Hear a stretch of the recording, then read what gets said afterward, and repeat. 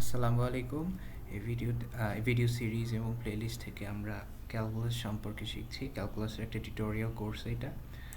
Previous video থেকে আমরা graph plotting সম্পর্কে অনেক ধরনের ধারণা অর্জন করেছি, যেমন একটা গ্রাফের মধ্যে দিয়ে একটা স্পেসিফিক পয়েন্টে একটা ডেটা প্লট করার টেকনিকটা আমরা আজ করতে পারি এখন। ফর ইনস্ট্যান্স, আমাদের হরিজন্টাল হচ্ছে এক্স অ্যাক্সিস, ভার্টিক্যাল অথবা খাড়া যেটা থাকে সেটা ওয়াই অ্যাক্সিস, এবং এখানে যদি একটা ইনফরমেশন থাকে, ফর ইনস্ট্যান্স 4,5, তো এখানে ইনফরমেশন 4টা হচ্ছে এক্স অ্যাক্সিস বরাবর নাম্বার 4 এবং 5 হচ্ছে ওয়াই অ্যাক্সিস বরাবর নাম্বার 5। সো এখানে আমাদের এই পজিশনটা হবে 4 এবং উপরে যাবে 5, তো এই পয়েন্ট হবে আমাদের পজিশন। তারপর এখন যদি একটা পয়েন্ট হয় 3,-2, তাহলে এটার পয়েন্টের পজিশন হবে 3 ঘর পজিটিভ দিকে গিয়ে, নেগেটিভ 2 ঘর নিচের দিকে এসে, তো সেটা হবে 3,-2 এর প্লট, এবং এই পয়েন্টটা হবে ব্লু কালার পয়েন্ট এইখানে। এরকম অনেক ধরনের পয়েন্টগুলোকে বসায় আমরা একটা গ্রাফ আঁকতে পারি। দেন আমরা জানি ফাংশন সম্পর্কে। ফাংশন হচ্ছে ফর ইনস্ট্যান্স একরকম একটা ম্যাথমেটিক্যাল টার্ম, একটা ম্যাথমেটিক্যাল ইকুয়েশন। এই ম্যাথমেটিক্যাল ইকুয়েশন অনেক ধরনের পয়েন্টের একটা আউটপুট দেবে। যেমন এখানে একটা ইকুয়েশন হচ্ছে 3x + 5y - 8 = 9। এখানে x এবং y এর ভ্যালু ডিফাইন্ড না। আমরা এক্সটাকে ইন্ডিপেন্ডেন্ট ধরে নিয়ে যদি এখানে x এর বিভিন্ন ধরনের ভ্যালু দিই, তাহলে ওইটার ক্ষেত্রে আমরা এই ভ্যালু থেকে y এর বিভিন্ন ভ্যালু এক্সট্র্যাক্ট করতে পারি। যেমন আমরা যদি 3x + 5y - 8 = 9, এখানে x এর ভ্যালু 1 বসায় দিই, তাহলে y এর ভ্যালু হবে, এখানে আমরা 1 বসায় দেব, তাহলে এটা হয়ে গেল 3 × 1 + 5y - 8, এবং অ্যালজেব্রা ইউজ করে আমরা 3টাকে আরেক সাইডে সাবট্র্যাক্ট করে দিয়ে অঙ্কটা সলভ করে বলতে পারি যে y = 14/5 অথবা 2.8। তো x যখন 1 হয়, তখন y = 2.8 এই ইকুয়েশনের জন্য। যদি এখানে আমরা x এর জায়গায় 1 বসাই, 5 এর জায়গায় যদি 2.8 বসাই, এবং এটার থেকে যদি -8 এভাবে সাবট্র্যাক্ট করে দিই, তাহলে আমরা সবসময় 9 পাবো। এটা তুমি একটা ক্যালকুলেটরে ভেরিফাই করতে পারো। কিন্তু আমরা যে কোনো ধরনের x এর ভ্যালুর জন্য একই কাজটা করতে পারি। যেমন 0 দিয়ে যদি x এরটা করতাম, তাহলে y এর ভ্যালু ক্যালকুলেট করে পেতাম 3.4। 1 বসাই দিয়ে আমরা অলরেডি পাইছি 2.8, 2 বসিয়ে দিয়ে পাইছি 2.2। ঠিক এইভাবে আমরা ইনফিনিটলি এটা কন্টিনিউ করতে পারি। এখন কথা হচ্ছে, এক্স এর ভ্যালুটাকে আমরা সবসময় আমাদের ইকুয়েশনে বসাচ্ছি, সেটার জন্য ওয়াই এর একটা আউটপুট পাচ্ছি। এটাকে আমরা এভাবে না লিখে, আমরা ইকুয়েশনে 8 এবং এই এক্স এবং 8টাকে আমরা লেফট থেকে রাইট সাইডে এনে 5y-টাকে এক সাইডে রেখে দিতে পারি। তখন ইকুয়েশনটা দেখতে মনে হবে অনেকটা এরকম। এবং যদি বোথ সাইডে 5 ভাগ করি, তাহলে পাবো y = 17 - 3x / 5। এবং ইকুয়েশনে যদি আমরা এখন আগের মতো 1, 2, 3, 4 বসিয়ে যাই, তাহলে y এর ভ্যালুটা অটোমেটিক্যালি চলে আসবে। আগের ক্ষেত্রে আমরা করছিলাম যে ইকুয়েশনে 1, 2, 3, 4 বসিয়ে দিয়ে আমরা y এর ভ্যালু বের করি, কিন্তু এবার আমরা y এর জন্য একটা আলাদা এক্সপ্রেশন বের করে নিছি, যেখানে x এর দরকার মতো ভ্যালু বসাই আমরা y এর মানগুলো পেতে পারি। এখানে একটা রিলেশন আমরা এখন দাঁড় করাতে পারি। এই রিলেশনটা হচ্ছে এক্স এর ভ্যালু আমরা কিন্তু এখানে 1 করে বাড়াচ্ছি, 0 থেকে 1-এ আসলো, 1 থেকে 2-তে আসলো, 3 থেকে 4 এভাবে। কিন্তু খেয়াল করো, এখানে y এর ভ্যালুটা কিন্তু অন্যরকম পথ অতিক্রম, ফলো করে অনেকটা, এখনও পথ অতিক্রম করছে না, এটা গ্রাফে করবে। এখানে y যেটা আছে, yটা প্রথমে 3.4 থাকে, তারপর 2.8 হয়ে যায়, তারপর 2.2, 1.61, মানে এটা কমছে। x বাড়ছে অথচ y কমে যাচ্ছে। এটা একটা উইয়ার ফ্যাক্ট, কিন্তু এটাকে আমরা গ্রাফে যদি আঁকার চেষ্টা করি, যেখানে x হবে আমাদের হরিজন্টাল, y হবে আমাদের ভার্টিক্যাল, তখন কিন্তু গ্রাফটাকে যদি আমরা প্লট করি, তখন সেটা মনে হবে সেটা নিচের দিকে চলে আসছে। এইভাবে আমরা 3x - 5 এর একটা গ্রাফ আঁকতে পারি। এখানে আবার এই ইকুয়েশনটা আছে, ইকুয়েশনটাকে আবার আমরা প্লট করলাম। এবার আমরা প্রত্যেকটা পয়েন্ট বের করব। দেখো, এটা হচ্ছে আমাদের এক্স অ্যাক্সিস, যেটা হচ্ছে হরিজন্টাল, আর ওয়াই অ্যাক্সিস হচ্ছে আমাদের ভার্টিক্যাল। এক্স যখন 0 ছিল, তখন ওয়াই এর ভ্যালু 3.4, তাই 3.4-এ আমরা ওয়াই বসিয়ে দেব। আমার মাউস কাজ করছে না, ওয়েট এ সেকেন্ড।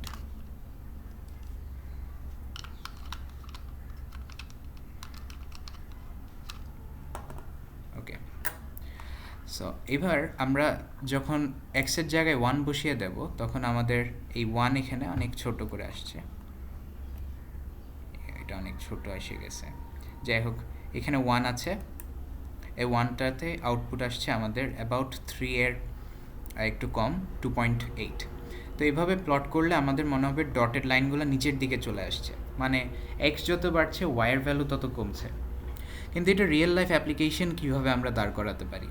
এই কোয়েশনটাকে কিন্তু আমরা সব ধরনের ভ্যালুর জন্য এখন ইউজ করতে পারি। যেমন এখন এই লাইনটাকে যদি আমরা ইনফিনিটলি সবগুলোকে জয়েন করে দিই, তাহলে এখন আমরা বলতে পারবো যে 5-এর ক্ষেত্রে এই ইকুয়েশনটা কী সমাধান দেবে। যেমন এখানে যখন আমরা লাইনগুলোকে সব লাগিয়ে দেবো, তাহলে 5-এর ক্ষেত্রে আমরা দেখছি সেটা হচ্ছে 0.4-এর কাছাকাছি কোনো একটা সংখ্যা। কিন্তু এখন কথা হচ্ছে যে আমরা এই ধরনের আইডিয়াগুলোকে কিভাবে ব্যবহার করতে পারি। এখন এটাকে আমরা আমাদের অন্য একটা জিনিসের সাথে রিলেট করতে পারবো। আমরা আমাদের সব জীবনের সব ধরনের অংশে আমরা কিন্তু পরিবর্তনের সাথে পরিচিত। সব কিছুতে একটা পরিবর্তন হয়। যেমন একটা গাড়ি চলতে থাকলে তার একটা পয়েন্ট থেকে তার দূরত্বের পরিবর্তন হয়, এবং আমাদের বয়সের সাথে সাথে আমাদের ওজনের পরিবর্তন হয়, আমাদের হাইটের পরিবর্তন হয়, এবং সময়ের সাথে সাথে আমাদের বিভিন্ন ধরনের chemical properties of matter change হয়ে যায়, কারণ কি রাস্তার পিচ কার্ভড হয়ে যায়, বিভিন্ন ধরনের ঘটনা ঘটে। এখন তাদের থেকে একটা এক্সাম্পল আমরা তুলে আনি। আমি এখন এখানে একটা গ্রাফ আঁকবো। গ্রাফটা হচ্ছে একটা মানুষের সারা জীবনে ওর হাইটের সাথে ওর বয়সের কীরকম রিলেশন।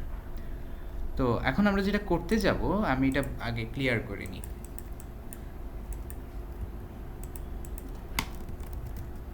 আমার কালার কোথায় গেল? যাই হোক, আমার মনে হয় আমার মার্কার কাজ করছে না। ওকে,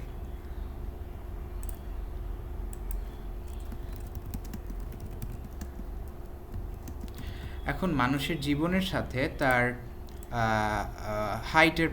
হাইটের রিলেশনটা কীরকম সেটা আমরা দাঁড় করাতে চাই। তো আমরা একদম 0 থেকে স্টার্ট করি। এটা হচ্ছে আমাদের অ্যাক্সিস, এটা হচ্ছে আমাদের বয়স, এজ, এটা হচ্ছে আমাদের হাইট। আমার লেখা অনেক সুন্দর, বাই দ্য ওয়ে। আমাদের উচিত হবে একটু ভালো ডকুমেন্টে কাজ করা। তো আমরা একটা গ্রাফ আঁকি।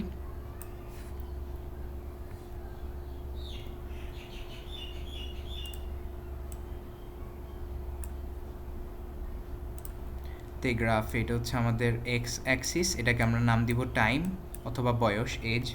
তো এটা হবে এজ বা বয়স, এটা হবে হাইট।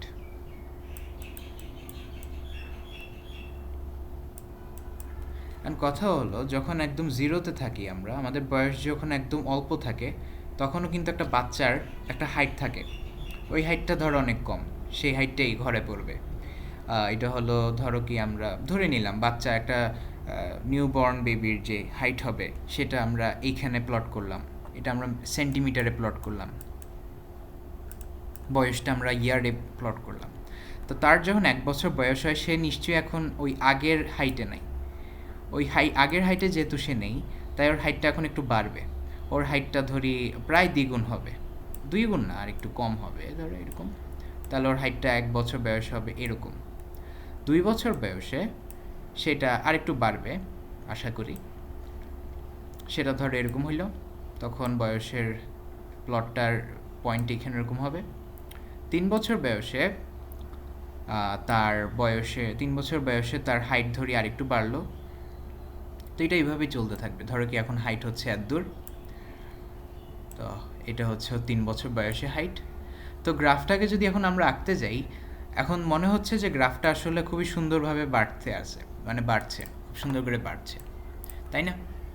এখন বয়সটা যতই বাড়ছে, বাচ্চার হাইটও কিন্তু তেমনভাবেই বাড়ছে। কিন্তু এটা কি সবসময় সত্যি? না, কারণ যখন আমরা অ্যাডোলেসেন্স থেকে একটা মানুষ যখন অ্যাডাল্টহুডে চলে যায়, তখন কিন্তু যখন সে পূর্ণাঙ্গ পূর্ণবয়স্ক হয়ে যায়, তখন তার হাইটের বাড়ার রেটটা কমে যায়, তার হাইট আর তেমন একটা বাড়ে না, তার হাইট কনস্ট্যান্ট থাকে, অনেকটা ধ্রুবক হয়ে যায়। তো ওর হাইট যদি এভাবে বাড়তেই থাকে তাহলে কিন্তু এতদিনে অনেক বেশি লম্বা হয়ে যেত, কিন্তু এরকম হয় না। ধরি কি এটা হচ্ছে 20 বছর বয়স, 20 বছর বয়সে ধরে নিজে হাইট তেমন একটা বাড়ে না, তো 20 বছরে আসার পর আস্তে আস্তে ওই রেটটা হবে কি ওর হাইটটা আর তেমন একটা বাড়বে না, হাইটটা একটু এরকম লো ডাউন হয়ে যাবে। ঠিক আছে না? তাহলে এখন যদি পুরো গ্রাফটাকে আমরা আসলে বোঝার চেষ্টা করি, তাহলে হয় কি আমরা বয়সের সাথে মানুষের যদি এজের এবং হাইটের গ্রাফটা আঁকি, সেই গ্রাফটা দেখতে অনেকটা হবে যে সোজা, প্রথমে অনেক বাড়তে থাকে, পরে গিয়ে ওটা আবার একটু সোজা টাইপের হয়ে যায়। এখন এটা কি সত্যি? আমরা গুগল থেকে রিসার্চ ডেটাগুলো সার্চ করে দেখতে পারি। তো এখানে একটা ডেটা আছে, এই ডেটাটা এখন বলছে যে মানুষের মানে মানুষের যে হাইট সেটা তার বয়সের সাথে কীভাবে ডিপেন্ড করে। এখানে দেখা যাচ্ছে যে যখন বয়স কম থাকে তখন তাদের হাইট থাকে অ্যাবাউট 50 সেন্টিমিটার্সের মতো, অর্ধেক মিটারের মতো, এবং প্রথমের দিকে ওদের হাইট অনেক দ্রুত বেড়ে যায়, যেমন কি 1 বছর বয়সের মধ্যে সে প্রায় 80 সেন্টিমিটার হাইট গেইন করে ফেলে।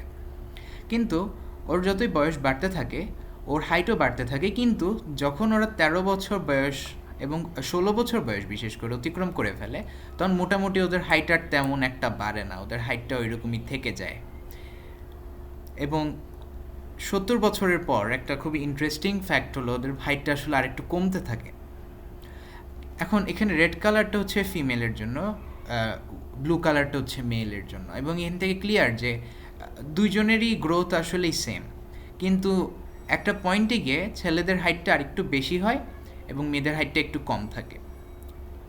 তো এটা হচ্ছে আমাদের অ্যানালিসিসটা, এবং আমাদের তাই গ্রাফটা শুরুতে বাড়তে থাকে, পরে এটা আবার এরকম লো হয়ে যায়। কিন্তু এটা দিয়ে আসলে আমরা কি বের করতে চাচ্ছি? আমরা যদি আরেকটা ডকুমেন্ট অন করি আর এবার দেখি গ্রাফগুলো, তো গ্রাফগুলো হচ্ছে যে আমি আবার আঁকার চেষ্টা করি।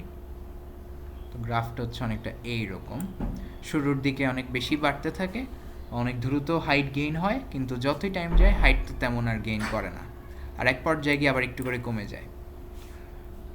তো এই রিজিয়নটাকে আমরা বলতে পারি এখানে গ্রোথ অনেক বেশি, তো আমরা বলবো growth rate high, growth rate is high. Okay, fine. এবং একটা জায়গায় গ্রোথ রেটটা তেমন একটা আর বাড়ে না, মানে বাড়ছে বাট খুব বেশি বাড়ে না, তো এটা আমরা বলবো বেসিক গ্রোথ রেট। আমরা এটাকে বলবো এটাকে আমরা বলতে পারি গ্রোথ রেট মিডিয়াম। এবং আরেকটা পর্যায়ে গিয়ে আমরা বলতে পারি এই রিজিয়নটাতে এসে আমরা বলতে পারি গ্রোথ রেট 0। কিন্তু গ্রোথ রেট হাই লো এটা দিয়ে আমি আসলে কি বোঝাতে চাচ্ছি? গ্রোথ রেট হাই মানে ওর বয়সের সাথে সাথে ওর হাইট বাড়ার যে মানটা আছে, প্রতি বছর ধরো কি এখানে 20 সেন্টিমিটার করেও বাড়ছে, কিন্তু যখন বয়স প্রায় 10 হয়ে যায় তখন প্রতি বছরও হয় ধরো 2 সেন্টিমিটার করে বাড়ছে, এবং যখন ওর বয়স 30-এর কাছাকাছি চলে যায় তখন ওর গ্রোথ হচ্ছে যে 0 সেন্টিমিটার বাড়ে প্রতি বছর এরকম, আর যখন 70 বছর তখন প্রায় 1-2 সেন্টিমিটার কমে এরকম। তো বাড়ার যে রেট প্রতি বছর কত করে বাড়ছে সেটা কিন্তু ওর পরিবর্তনের হিসাব, ওর হাইট পরিবর্তন হচ্ছে, এটা ওর হাইটের একটা লাইফ টাইমের একটা গ্রাফ। এখানে ওর হাইটটা কিভাবে সারা জীবন কিভাবে প্লট করা যায়, আমরা যদি এই ছেলেটাকে এখানে এনে দাঁড় করাই দিতাম, এটা একটা মাঠ, এখানে ওই ছেলেটাকে যদি আমরা দাঁড় করাই দিতাম, তাহলে বয়সের সাথে সাথে ওদের একটা স্ন্যাপশট তুলতাম যে এটা হচ্ছে 0 বছর, এটা হচ্ছে 1 বছর, লোকে দেখতে এরকম হাইট হইতো, 2 বছর এরকম, 3 বছর এরকম। তো ওইগুলোকে যদি আমরা এখানে দাঁড় করাই দিতাম ওইটাই গ্রাফটা কিন্তু অনেকটা এরকমই হইতো।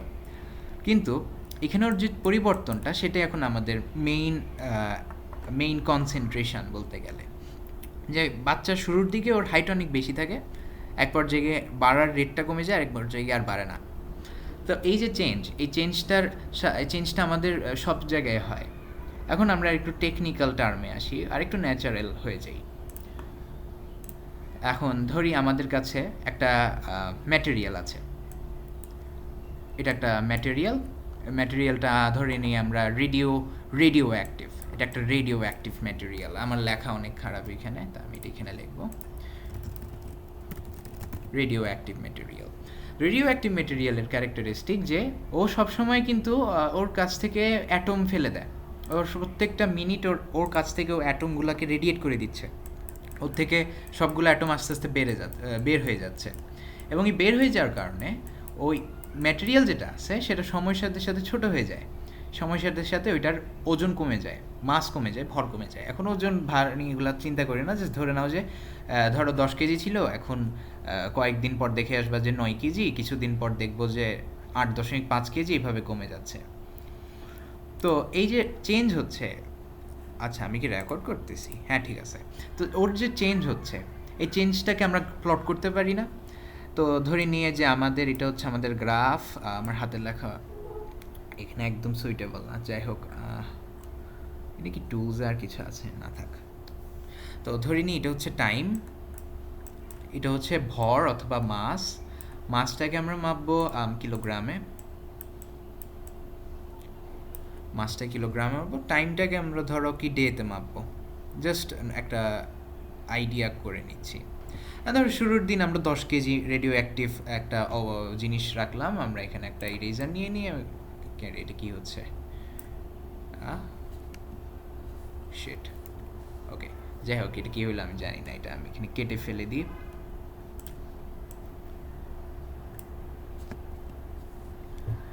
ফাইন, ধরি কি আমাদের কাছে এটা হলো আমাদের মেটেরিয়াল, তো এই যে ধরে কি আমাদের মেটেরিয়ালটার ওজনটা আমরা করতে যাচ্ছি, আমি এই সফটওয়্যারটার সাথে খুব বেশি এখনও রিলেটেড না, ওকে হোয়াটএভার, যাই হোক, আমাদের কাছে ধরি কি একটা ম্যাটেরিয়াল আছে, এটাকে আমরা একটা গেইজার কাউন্টার বানিয়ে দিই, মাস কাউন্টার, যাই হোক আমি নতুনভাবে শুরু করি সব কিছু। তো এটা হলো আমাদের গ্রাফ, এখানে আমরা প্লট করব টাইম ডেইজে ক্যালকুলেট করব, আর এখানে আমরা ক্যালকুলেট করব মাস ইন কিলোগ্রাম, মানে কত কেজি। তো প্রথম দিন দেখলাম যে আমাদের কাছে সব মিলায় আছে 10 কেজির মতো, এত কম না, আর একটু বেশি করে দিই, 100 কেজির মতো রেডিও অ্যাক্টিভ সাবস্টেন্স আছে প্রথম দিন। তো এটাকে আমরা বলবো ডে 0, যেহেতু এটা একদম জিরোতে, ডেটা হচ্ছে একদম 0, তাই আমরা এটাকে ডে 0 বলবো। পরের দিন এসে দেখি যে ওটার থেকে কিছুটা অবজেক্ট কমে গেছে, তখন ছিল 100 কেজি, এখন অবজেক্ট যেহেতু কমে গেছে, ধরো কি ওটা 90 কেজি হয়ে গেল, এখন এটা হয়ে গেল 90 কেজি। পরের দিন এসে আসলে দেখা যাবে যে এখানে এখন আছে 85 কেজি, এটার পরের দিন এসে দেখা যাবে যে এখানে আসলে 85 কেজি না, এখানে আর বাকি আছে 82.5 কেজি। এটা এইভাবেই চলতে থাকবে, এই গ্রাফটা এইভাবেই চলতে থাকবে। তো এখন এই গ্রাফটাকে যদি আমরা এঁকে ফেলি, তাহলে কিন্তু আমরা আবার বলতে পারবো যে আমরা একটা আন্দাজ করতে পারবো যে অর্ধেক দিনে কতটুকু মাস ছিল, এই অর্ধেকটা পরে আধার দিকে, তাই এটা হবে প্রায় 95 কেজির মতো মাস ছিল। কিন্তু সময় যত যাচ্ছে, ওজন যেটা আছে, ওই রেডিও অ্যাক্টিভ যে অবজেক্টটাকে আমরা মাপ নিচ্ছি, ওই রেডিও অ্যাক্টিভ জিনিসটার কিন্তু আসলে এই মানে যতই ওজন কমছে, ওর কিন্তু আবার কমে যাওয়ার রেটটাও কমে যাচ্ছে। যেমন কি প্রথমে 100 ছিল, পরের দিন এসে 90 হইলো, এখন 90 আছে, যদি আগের রেটেই থাকতো, আগের রেটেই সব চেঞ্জ হইতো, তাহলে কিন্তু 80 হওয়ার কথা ছিল সেকেন্ড ডেতে, কিন্তু এটা হইল না। পরের দিন গিয়ে দেখা গেল যে আসলে 85 কেজি। এটারও কারণটা আমি বলবো, বাট আসলে রেডিও অ্যাক্টিভ ম্যাটেরিয়ালের ক্ষেত্রে অনেকটা এরকমই একটা ঘটনা ঘটে, এটা আরও বেসিক্যালি এরকম এত সিম্পল না, বাট এরকমই কাছাকাছি আর কি। এবং এটার পরে গিয়ে দেখা গেল যে 85 কেজি থেকে 80 কেজি হওয়ার বদলে হয়ে গেল 82.5 কিলোগ্রামস। তো রেট অফ চেঞ্জটা আসলে এখানে চেঞ্জ হচ্ছে, আমাদের যে পরিবর্তনের হার সেটাও পরিবর্তন হচ্ছে। এখানে প্রথমে পরিবর্তন হলো প্রতিদিনে 10 কেজি, এখন পরিবর্তন হচ্ছে প্রতিদিনে 5 কেজি, এখন পরিবর্তন হচ্ছে প্রতিদিনে প্রায় 2.5 কেজির মতো। তো এই চেঞ্জটার কিন্তু একটা পরিবর্তন হচ্ছে। আমি কিছু বুঝাতে পারছি আই গেস? মানে এখানে একটা জিনিস কমন আছে। হিউম্যান হাইট যখন আমরা কনসিডার করলাম তখনও কিন্তু এমন একটা জিনিসের প্রেজেন্স ছিল। তো এই রেট অফ চেঞ্জটা আমরা আরও অনেক জায়গায় পেতে পারি। আমি আরেকটা এক্সাম্পল তুলে আনি। এই এক্সাম্পলটা মোস্ট প্রবাবলি সব জায়গায় থাকে। সেটা হচ্ছে, আমাদের কাছে ধরো একটা গাড়ি আছে, আমরা এটাকে একটা গাড়ি ধরে নিই, গাড়িটাই আমাদের গ্রাফ পেপারের উপর দিয়ে হাঁটতেছে। গাড়িটা হাঁটতে না, গাড়ি চলে, তো যাই হোক গাড়িটা চলতেছে আমাদের ইয়ার উপর দিয়ে। তো চলতেছে, ওর যে স্পিড মানে কি, স্পিড হচ্ছে প্রতি সেকেন্ডে কত দূরত্ব অতিক্রম করলো এরকম। তো ধরো কি এখন স্পিড হচ্ছে 10 kilometre per hour. Kilometre per hour দিয়ে বুঝে ফেলা যায় যে আসলে কী করতেছে। 10 কিলোমিটার পার আওয়ার মানে প্রতি এক ঘন্টায় সে 10 কিলোমিটার করে আগায়। কিন্তু এখন যদি এটা ড্রাইভার অ্যাক্সেলারেটরের চাপ দিয়ে দেয় তাহলে কিন্তু স্পিড বেড়ে যাবে। যদিও স্পিড বেড়ে যায় তাহলে কিন্তু স্পিড বেড়ে গিয়ে যদি 20 কিলোমিটার পার আওয়ার হয়ে যায় তাহলে কিন্তু ওর এখন দূরত্বের পরিবর্তন, ও যতটুকু দূরত্ব অতিক্রম করলো সেটার হার এখন হয়ে যাবে যে 20 কিলোমিটার প্রতি ঘন্টায়। তো এখানে দূরত্বের চেঞ্জটার মানে কি, ধরো কি এটা হচ্ছে ওর ঘর, এটাকে ঘর বানাই দিই, এটা হচ্ছে হোম। এই ঘর থেকে শুরুতে ওর ডিস্টেন্স, ও ঘর থেকে যদি স্টার্ট করে শুরুতে ডিস্টেন্স হবে 0 কিলোমিটার। এখন ধরি কি ও স্টার্টিং থেকে একেবারে ইউনিফর্ম ভেলোসিটিতে 10 কিলোমিটার পার আওয়ারে 1 ঘন্টা গাড়ি চালাইলো। 1 ঘন্টা গাড়ি চালানোর পর এসে ও এইখানে পৌঁছাইলো। তো এটা অবশ্যই 10 কিলোমিটার দূরেই হবে, যেহেতু ও 10 কিলোমিটার পার আওয়ারেই চালাইলো শুরুর থেকে, তাই এটা 1 ঘন্টার পর এটা 10 কিলোমিটার পথ অতিক্রম করলো। এখন কথা হইল, এই বাড়ির থেকে ওর দূরত্ব 0 ছিল, এখন বাড়ির থেকে দূরত্ব হচ্ছে 10 কিলোমিটার। তো 10 কিলোমিটার দূরত্ব অতিক্রম করলো এবং ওর টাইম লাগলো 1 ঘন্টা। তাহলে ওর স্পিড হচ্ছে 10 কিলোমিটার প্রতি ঘন্টা। খুব সহজ হিসাব, কিন্তু এটাকে আমরা এখন গ্রাফে আঁকতে পারি। এটাকে গ্রাফে আঁকা যেতে পারে। গ্রাফে আঁকলে হবে কি, এটা যদি গ্রাফে আঁকি, এখন আর একটু সাইন্টিফিক্যালি আঁকতে গেলে আমরা এটাকে বলবো টাইম, আওয়ার্স, আর এটাকে আমরা বলবো distance from home in kilometres. It seems fine. এখন আমরা এইভাবে আঁকতে পারি। শুরুতে ও টাইম 0 যখন, তখন ও বাসাতেই আছে, তাইলে ওর এখন পয়েন্ট এইখানে।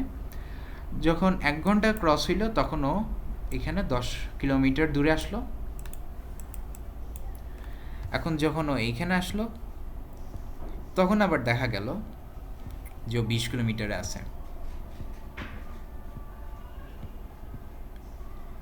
এখন এইভাবে যদি ও কনসিস্টেন্টলি গাড়ি চালাতে থাকে তো সময়ের সাথে সাথে দূরত্ব বাড়তেই থাকবে।